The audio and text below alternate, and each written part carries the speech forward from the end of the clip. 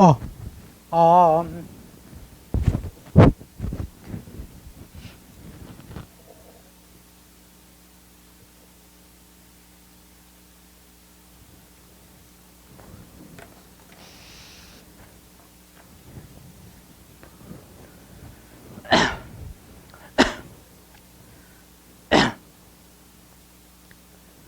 시작하겠습니다.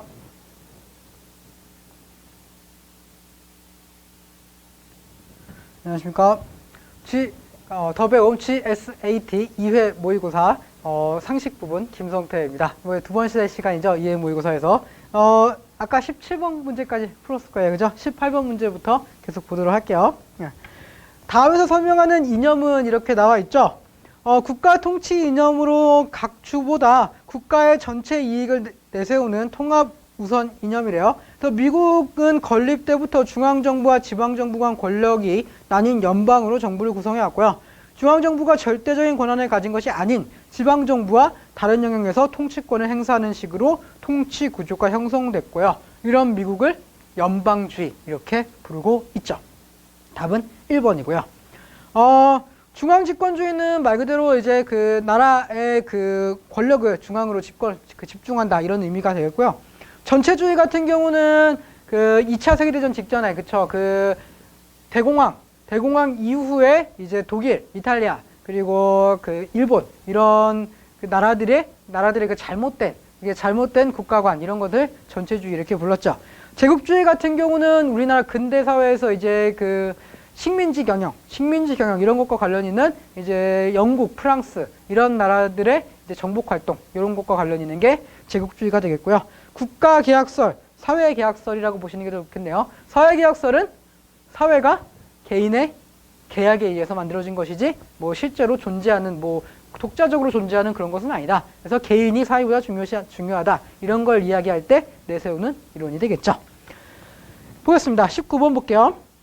다음 단어인 난류, 형상저항, 박리점 등과 관련 있는 운동기구는 골프입니다. 골프공이요. 골프공. 그쵸? 여러분도 나중에 돈 많이 버셔서 꼭 골프 치시기 바랍니다. 저는 골프를 치지 않아요. 저는 그렇게 고상한 취미를 갖고 있지 않습니다.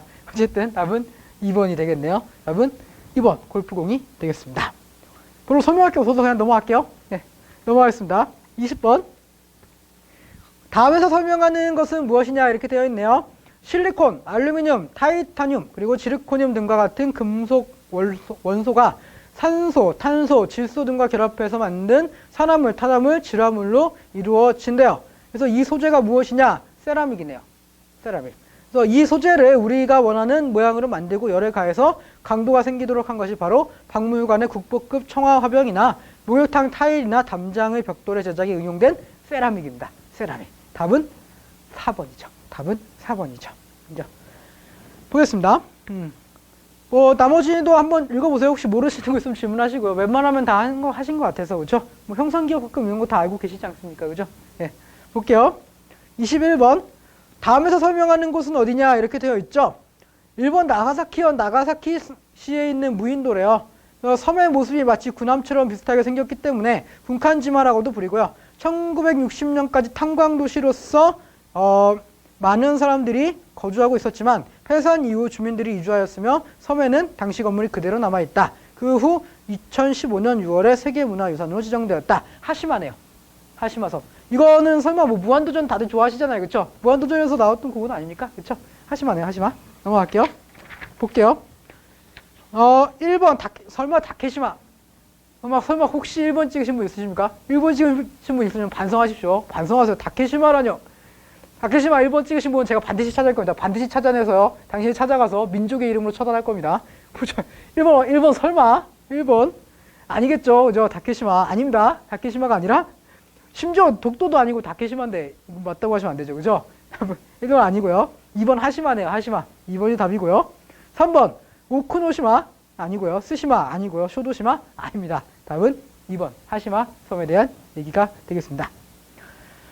22번이네요. 다음과 관련된 용어는 무엇이냐 이렇게 되어 있죠. 대지 내에 건축물의 건축 바닥 면적을 모두 이거 아까 했어요. 이거 왔어요. 대지 내에서 건축물의 건축 바닥 면적이에요. 그렇죠? 그래서 건축물의 그냥 하는 바닥 하나가 아니라 그렇죠? 층층이 다, 그죠? 요것도 바닥이고 2층도 바닥이 있을 거 아니에요. 3층도 바닥이 있을 거 아니고, 그죠? 그래서 이걸 다 합친 거 얘기하는 거 아닙니까? 얘기해요. 건축 바닥 면적을 모두 합친 면적의 대지 면적에 대한 백분율이래요. 그쵸? 대지 면적이 요만큼이면은, 예, 야, 요것들, 건물 면적, 건물 바닥 면적, 이걸 다 합친 거다는 얘기예요. 그쵸? 그래서 요거에 대한 비율은 아까 용적률, 이렇게 얘기했죠. 그쵸? 용적률이 정답입니다. 2번이 정답이고요. 건폐율은 뭐라 그랬어요? 2, 3층 막 이런 거 다 빼고, 뭐만? 건물 자체 1층만. 그쵸? 1층만의 면적. 그쵸? 그거를 얘기한 게 건폐율이고요. 2층, 3층 이 바닥 면적을 다 합친 게 용적률입니다. 그렇게 보시면 되겠고요. BTL은 이거는 그거 좀 운영 방식의 차이인데요. 민간에서요, 국가 공공기관 같은 걸 만들어줘요. 그런 다음에 거기에 대한 이제 운영권을 이제 누구한테 주냐면은 국가한테 줘요. 근데 그러면은 걔네들은 자선사업가도 아니고, 그죠? 국가한테 좀 해주고 나서 뭔가 대가를 받아야 되잖아요. 그쵸? 대가를 받을 때 두 가지 중 하나, 그쵸? BTL 같은 경우는요, 국가한테 임대해주는 형식이요. 그러니까 임대해준 다음에 거기다 임대료를 받는 형식이고요. 그리고 이제 BTO 같은 경우는요, 바로 BTO 같은 경우는요, 운영권을 직접 회사가 행사하는 거예요. 행사해서 그 건물에 있는 몇몇 부분을 어디다 임대를 직접 운영하는 거죠. 그렇죠? 그래서 기업이 그거를 국가기관한테 공공기관을 어느 정도 대주고, 그리고 나서 거기에 운영권을 가지고 직접 운영하는가, 혹은 거기 운영권을 국가한테 임대해주고 임대 수입을 받느냐, 그 차이입니다. 그렇죠? 임대 수입을 받는 경우 BTL이고요.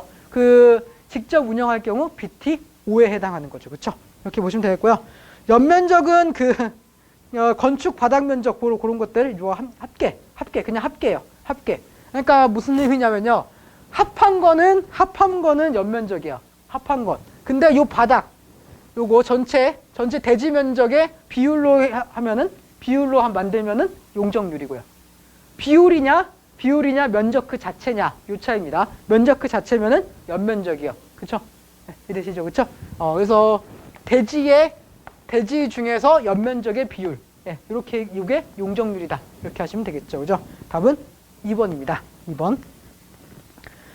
23번 볼게요. 다음 보기와 같은 업적을 남긴 왕은 누구인가? 산림의 존재를 인정하지 않고 서원을 대폭 정리했다. 산림의 존재를 인정하지 않았다. 그리고 서원을 대폭 정리했다. 여기서 서원 정리만 보시고 꽂혀갖고 흥선대원군 하시면 인생 끝나는 겁니다. 큰일 나요. 절대 안 됩니다. 절대 안 돼요. 그죠? 서원을 대폭 정리했고요. 그 밑에 균역법을 시행했다고 돼 있잖아요. 그렇죠? 균역법 누구죠? 영조에 대한 얘기죠. 그렇죠? 영조에 대한 이야기가 되겠습니다. 답은 1번이죠. 심지어 여기 흥선대원군이 없어요. 흥선대원군 찍을래야 찍을 수가 없네요. 그죠? 답은 1번 영조에 대한 이야기입니다. 넘어갈게요. 24번. 다음 설명에 관련된 인물은 누구인가 이렇게 되어 있죠. 그가 말했어요. 독일이 기대하고 있는 것은 프로이센의 자유주의가 아니라 그 실력이래요. 그래서 프로이센의 국경은 건전한 국가 생활하기에 합당하지 못해요. 당면한 큰 문제는 언론이나 다수결, 이것이 1848년 및 1849년의 과였습니다. 즉 말이 필요 없는 애새끼들한테 괜히 말을 했다 이런 얘기예요. 그죠? 그래서 뭐예요? 이제 우리는 이런 게 아니라 새와 피에 의해서만 그 문제가 해결된다. 이거 새는 뭐를 의미하죠? 무기, 철을 의미하고요. 피는 말 그대로 그 전쟁에 따른 이제 희생이죠. 그런 것들 얘기하는 거예요. 그렇죠? 이거를 뭐라고 부르냐면은 철혈 정책 이렇게 불러요. 철혈 정책.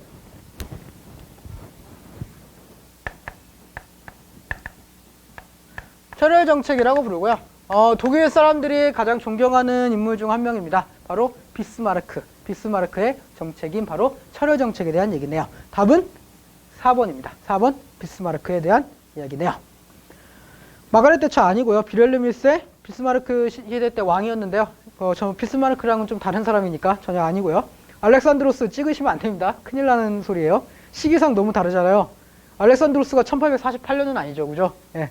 델피츠 아닙니다. 25번 볼게요. 다음에서 설명하는 차량의 종류는 이렇게 되어 있죠. 그래서 레저용 차를 뜻하는 말이래요. 그래서 여가에 사용되는 차량을 의미했는데 지금은 여가뿐 아니라 출퇴근 업무에 주로 사용할 수 있는 다목적 차량을 의미하는 거고요. 그쵸? 이거는 RV에 대한 얘기네요. 그쵸? 제가 꼭 사고 싶어 하는 차입니다. 저는 승용차를 타고 있는데요. 요거 RV 차량을 굉장히 타고 싶어요. 왜냐면 여러 가지로 용도를 쓸 수 있어서 RV 차량이 되게 갖고 싶더라고요. 아직까지 못 갖고 있습니다. 특히 SUV 되게 원하고 있는데요. 여러분 열심히 가르쳐서 언제가 돈을 벌어서 반드시 SUV를 사도록 하겠습니다. 그래서 RV 차량에 대한 이야기네요. 답은 1번입니다. 답은 1번입니다. 다목적 전술 차량 아니에요. 이행정 사이클 아니에요. 그죠? 세단? 아닙니다. 세단 아니에요. 상시 서륜 구동 차량 아닙니다. 전혀 관계없는 내용이고요. RV 차량에 대한 얘기가 되겠습니다. 넘어갈게요.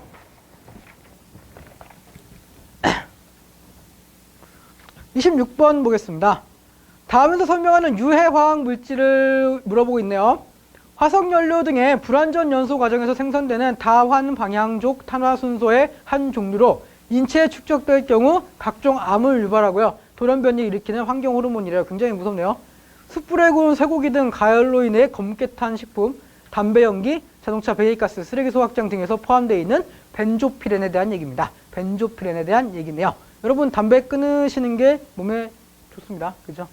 백해무익 뭐 그렇게까지 얘기하진 않을게요. 뭐 담배를 피시면서 뭔가 그 정신적인 위안을 삼으시는 분들이 있으니까 뭐 그런 거 생각하면은 뭐 얼마나 오래 살겠다고 또 다 끊으라고 하겠습니까? 그래서 다만 피해주지 마시고 혼자서 피시면 되죠. 그죠? 어쨌든 그래서 벤조피렌에 대한 얘기네요. 담배를 피울 때도 나옵니다. 이 중에서 뭐 탄화산소, 산화탄소를 얘기하는 거겠죠? 뭐 어쨌든 그 이산화탄소라든가 황화수소 같은 경우는 다 아실 것 같고, 카드뮴 같은 경우는 무슨 병의 원인이 되죠? 굉장히 아픈 병이에요. 이따이 병, 그쵸? 이따이 병의 원인이 되는 그 중금속입니다. 여기가 바로 카드뮴이에요. 카드뮴. 답은 1번이고요. 그렇게 보시면 될 것 같습니다. 27번 볼게요. 다음과 같은 가설을 주창한 사람은 이렇게 되어 있죠. 1859년에 독일 수학자였던 이 사람이 제기한 것으로요. 2, 3, 5, 7 같은 소수들이 어떤 패턴을 지니고 있을까라는 질문이었어요. 그래서 그는 가설의 증거를 공개하지 않고 죽을 때 모든 서류를 불태우는 바람에 전 세계 수학자들이 이 가설에 도전하고 있으나 난관을 겪고 있다. 정말 짜증나는 놈이죠. 그렇죠? 누구죠? 리만입니다. 리만. 지금 왜 이런 짓을 한 거예요? 이해할 수 없지만 어쨌든 이 사람은 이렇게 했어요. 그죠? 분명히 성격이 좋은 사람은 아니었을 겁니다. 굉장히 괴팍한 사람이었을 거고요. 굉장히 꼬장꼬장한 사람이었겠죠. 그렇죠? 혹시라도 뭐 그 조금 하늘에 가셔서 리만을 보시면은 딱이라도 한데. 네. 어쨌든 답은 4번입니다. 리만에 대한 이야기가 되겠네요. 우리에게 정말 그 굉장히 짜증나는 그 질문을 던진 그 사람입니다. 넘어갈게요. 28번입니다. 다음 스마트폰의 운영체제는 이렇게 물어보고 있네요. 구글 안드로이드의 운영체제를 물어보고 있습니다. 제가 쓰고 있는 핸드폰이네요. 구글 안드로이드 4.4 버전의 이름이네요. 키캣이네요. 키캣이에요. 네, 더 읽어볼까요? 초콜릿의 인기 브랜드 이름이다. 키캣이네요. 키캣, 그죠? 그 우리나라에서 키커 막 이런 걸로 유명했던 그 키캣 있잖아요. 그죠? 그 초콜릿 알고 계시죠? 그죠? 그 막대기 두 개 이렇게 생긴 거. 네, 막대기 이렇게 생긴 거, 이렇게 두 개 생긴 거 아시잖아요, 다들. 설마 초코아임 아니에요? 초코아임 말고 이렇게 생긴 거 있어요. 생겼어요. 그죠? 키캣, 그 브랜드입니다. 구글은 지금까지 알파벳 순서를 따르면서 간식과 알파벳 배치에 따라서 스마트폰 운영체제 이름을 지어왔고요.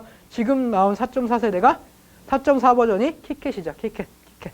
그래서 스마트폰 운영체제가 어떤 식으로 됐냐면 처음에 도넛이란 게 있었죠. 그렇죠? 도넛이란 게 있었다가 나중에 그 다음에 에클레르라는 게 나왔고요. 그 다음에 프로요라는 게 나왔었고요. 그리고 제가 처음 쓰기 시작한 스마트폰 같아요. 진저브레드가 그 다음 나왔던 거고요. 그리고 나서 이제 아이스크림 샌드위치 그 나왔었고, 젤리빈 그 다음이 키캣입니다. 젤리빈 그 다음이 키캣. 제가 굳이 적지 않는 이유는 여러분이 제 말을 들어도 충분히 적으실 것 같고요. 저보다 더 잘 알지도 않을까 뭐 이런 생각도 좀 들고요. 그래서 제 말을 들으시면서 적으시면 돼요. 그렇죠? 그렇게 보시면 됩니다. 그리고 일반적으로 이런 그 신기술이 나오면요, 최신 것만 나와요. 최신 것만. 그래서 키캣이 나올 가능성이 제일 높다 이렇게 생각하시면 될 것 같습니다. 29번 볼게요. 다음에서 설명하는 증상은 이렇게 되어 있죠. 과도한 소셜 네트워킹 서비스 이용 때문에 발생하는 피로감을 일컫는 말이래요. 소셜 네트워킹 서비스니까 SNS에 대한 얘기죠. 그렇죠? 그래서 정보화 시대의 부작용으로 1996년 신경과학자 데이비드 루이스 박사에 처음 제시된 증상 중 하나예요. 관계를 맺고 있는 사람과의 정치적 이념이나 이념 차이나 직장 상사와의 불편한 관계 등에서 발생하는 스트레스도 이의 사례라고 할 수 있습니다. SNS 피로 증후군입니다. SNS, 이거 소셜 네트워킹 서비스가 SNS죠. 그러니까 답은 3번이 되겠고요. 정보홍수 신드롬, 그 정보홍수는 있지만 정보홍수 신드롬이라는 용어가 현재 있는지 정확히 알 수가 없어요. 네, 제가 알기로는 없는 걸로 알고 있습니다. 네. 닌텐도 증후군은 있어요. 닌텐도 증후군은 뭐냐면요, 그 광과민성 그 작용이라고 해갖고요, 그 좀 장애의 일종입니다. 장애의 일종이에요. 그래서 그 불규칙적으로 빛이 막 올라오잖아요. 그래서 닌텐도 게임기 같이 게임기와 하다 보면은 갑자기 이렇게 조용히 가다가 좀비 같은 거 튀어나오고 확 튀어나오잖아요. 그죠? 그래서 빛 같은 게 이게 불규칙적으로 팍팍팍 오는데 그런 거에 대해서 과민하게 반응하는 그런 현상을 닌텐도 증후군 이렇게 이야기를 합니다. ADHD는요, 주의력 결핍이에요. 주의력 결핍. 그 아동들한테서 많이 발견되고요. 최근에는 성인들한테서도 많이 발견돼서 이제 성인들도 이거에 대한 치료를 하기 위해서 병원을 찾는 경우도 많이 있죠. 손목 터널 증후군은 그 저도 굉장히 많이 겪었던 것이고요. 그쵸? 그 손목 인대가 두꺼워지면서 요 부분이 이제 그 아픈 그런 증상입니다. 현대인 병이라고 할 수 있겠죠. 그 컴퓨터를 많이 쓰는 현대인들의 많이 발생하는 그 병이다 생각하시면 될 것 같습니다. 답은 3번이네요. 30번입니다. 다음 중 유한회사에 대한 설명으로 옳지 않은 것은 이렇게 되어 있죠. 1번, 한명회사와 주식회사의 장점만을 채택한 중간적 기업 형태이다. 맞네요. 유한회사는 이런 형태입니다. 맞아요. 2번, 민법에 규정된 회사가 아니라요. 상법에 규정된 회사예요. 상법에 규정된 회사입니다. 일반적으로 무역, 상업, 그리고 기업 뭐 이런 거는 대부분 다 상법에 규정되어 있어요. 네. 3번, 사원 전원의 책임이 간접이며 유한이다. 맞죠? 맞는 얘기입니다. 네. 사원의 그 자기한테 주어진 책임만 지면 돼요. 네. 4번, 지분의 양도가 자유롭지 못하다. 이것도 맞는 얘기죠. 맞는 얘기예요. 5번, 한 명에서 닮은 폐쇄적인 비공개적인 특색을 가진다. 이것도 맞는 이야기라도 할 수 있겠습니다. 답은 2번 하시면 되겠네요. 넘어갈게요.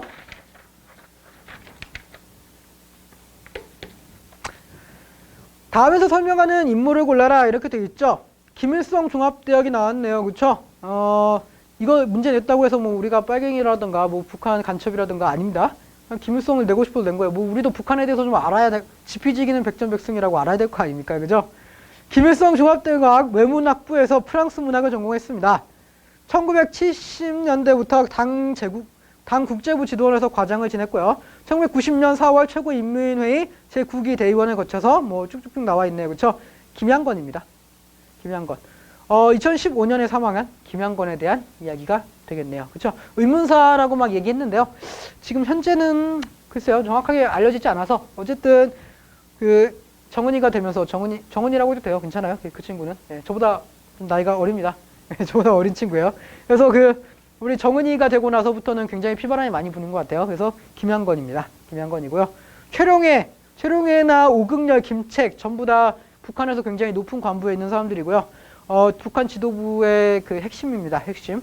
장성택은 핵심이었는데 죽었죠. 그렇죠? 죽었어요. 우리 고모부가 돌아가셨죠. 그죠?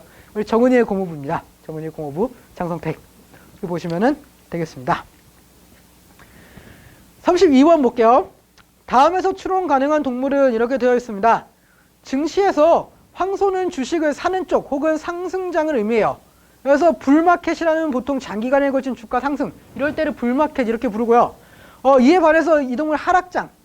그래서 이제 그 행동이나 싸우는 모습에서 이제 이거를 빗댄 거예요. 그래서 거래가 굉장히 부진하고 뭔가 느적느적한 막 그런 의미죠. 그렇죠? 답은 곰입니다. 곰. 사슴은 이런 데에 나오기에는 너무 아름답게 생겼죠. 그죠? 아니고요. 토끼 굉장히 빠른 이미지죠. 그렇죠? 굉장히 빠른 이미지입니다. 모든 면에서 빨라요. 그렇죠? 달리기도 빠르고 네, 더 이상 얘기 안 할게요. 빨라요. 어쨌든 네, 빠릅니다. 3번 곰이 느리다. 정답이라 그랬고요. 그렇죠? 여우는 조금 이게 날카롭고 막 그런 이미지잖아요. 그렇죠? 약삭 빠르고 막 이런 이미지죠. 그렇죠? 아니고요. 다람쥐, 느름의 미약 다람쥐 이상하잖아요. 그렇죠? 답은 3번입니다. 3번. 느지막치, 천천히 이런 의미죠. 답은 3번 곰입니다. 그래서 넘어갈게요. 33번입니다. 다음에서 설명하는 것은 무엇이냐 이렇게 되어 있어요. 경영 정보 시스템, 조직의 계획 운영 및 통제를 위한 정보를 수집하고 저장 검색 처리하여 적절한 시기에 적절한 형태로 적절한 구성원에게 굉장히 적절하네요. 김대기 씨 같네. 지금 웃으시는 분들은 게임 굉장히 좋아하시는 분입니다. 혹시 옆에 자기 남자친구인데 막 웃었다. 제가 김대기, 적절한 김대기 이렇게 얘기했는데 갑자기 옆에서 막 웃었다. 그러면은 게임 팬입니다. 멀리 하세요. 멀리 하세요. 네, 보겠습니다. 그래서 어쨌든 수집, 저장, 검색, 처리하여 적절한 시기에 적절한 형태로 적절한 구성원에게 제공함으로써 조직의 목표를 효율적으로 효과적으로 달성할 수 있도록 조직화한 통합적 인간기계 시스템을 말한다. MIS 시스템을 얘기합니다. 그래서 MIS에 대한 얘기고요. 네. PPP는 확률과 관련 있는 내용이야. 뭐 여러 가지 항이 있고요. 그게 뭐 될 수 있는 확률? 뭐 이런 것과 좀 관련 있는 것이고요. 전혀 관계 없습니다. 관계 없고요. SCN 같은 경우는 제품의 생산과요, 유통을 하나의 망으로 연결한 거, 그런 걸 얘기하는 거고요. SWOT 같은 경우는 기업의 환경을 분석하는 건데요. 장점, 강점, 약점, 그리고 기회, 그리고 위기. 이 네 가지를 분석하는 거에 SWOT입니다. 기업 분석 전략이요. 기업 분석 전략. 이거는 나올 가능성이 꽤 있어요. SWOT. 기억을 꼭 하십시오. BS는 기업의 자산, 부채 및 자본을 나타내는 지표고요. 기업이 얼마나 건강하게 자본을 가지고 있는가 이런 거를 보여주는 지표라고 할 수 있겠습니다. 답은 1번에 대한 이야기고요. 1번 MIS도 중요하지만 SWOT나 BS 같은 경우도 기업과 관련해서 굉장히 중요한 내용이니까 나올 가능성이 꽤 높다라고 생각하시면 좋을 것 같습니다. 34번이에요.